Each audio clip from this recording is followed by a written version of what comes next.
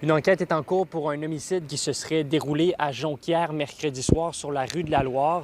Sur les lieux, un périmètre de sécurité est toujours établi et d'après les informations du service de police de Saguenay, un homme dans la cinquantaine a été arrêté à la suite d'un important déploiement policier. Donc, hier soir, vers 17h, les services d'urgence ont reçu plusieurs appels signalant une agression armée dans les immeubles de la rue de la Loire.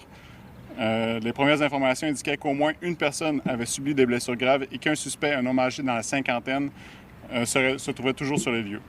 Les premiers policiers sont arrivés quelques minutes après l'appel initial et ont rapidement établi un périmètre de sécurité afin d'assurer la protection du public et des intervenants. L'accusé a finalement comparu au palais de justice de Chicoutimi. Les procédures sur son dossier se poursuivront vendredi prochain. On a comparu dans le dossier de voie de fait armée. Le dossier a été reporté à la semaine prochaine, vendredi 17 juillet, pour l'enquête remise en liberté, mais sans assignation de témoins, parce qu'on n'a pas la preuve complète encore. Donc, c'est certain qu'on va prendre le temps d'analyser la preuve avant de prendre une position au niveau de l'enquête remise en liberté. Au total, il y aurait eu 2 victimes. Il s'agirait dans les 2 cas de femmes. L'une a d'abord été déclarée morte directement sur les lieux de l'événement mercredi soir. Pour la seconde victime, elle a été dirigée vers le centre hospitalier en raison de blessures à la main ainsi qu'aux côtes.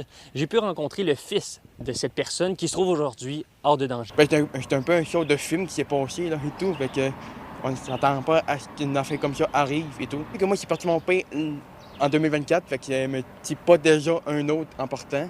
Puis quand il m'a dit que ma main s'est fait poignarder, le tir après c'était à la main. Fait que c'est plus relaxé après. Pour le voisinage, la soirée a été mouvementée, alors qu'au courant des événements, la police est allée à la rencontre des personnes qui vivent aux alentours pour leur demander de se confiner à l'intérieur de leur logement et de s'éloigner le plus possible des fenêtres.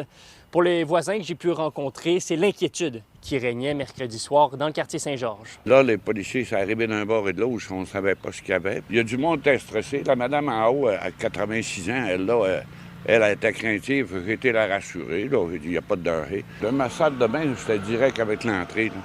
Il y avait un char de police qui était là avec une mitrailleuse, encore que des fois qu'il arrive quelque chose. Là. Ça a été un peu stressant, je peux dire, parce que je me demandais ce qui se passait. Mon chien même était énervé. Andréane Gauthier a elle aussi vécu la soirée de mercredi difficilement.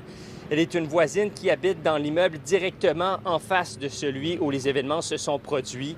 Elle n'est présentement pas en mesure de se montrer devant la caméra étant donné l'état de choc dans lequel elle est présentement, notamment en raison du fait qu'elle a dû accueillir l'une des victimes venues se réfugier dans sa résidence. Pour ce qui est des personnes qui résident dans l'immeuble où les événements se sont déroulés, ils ont été pris en charge, un hébergement temporaire leur a été fourni.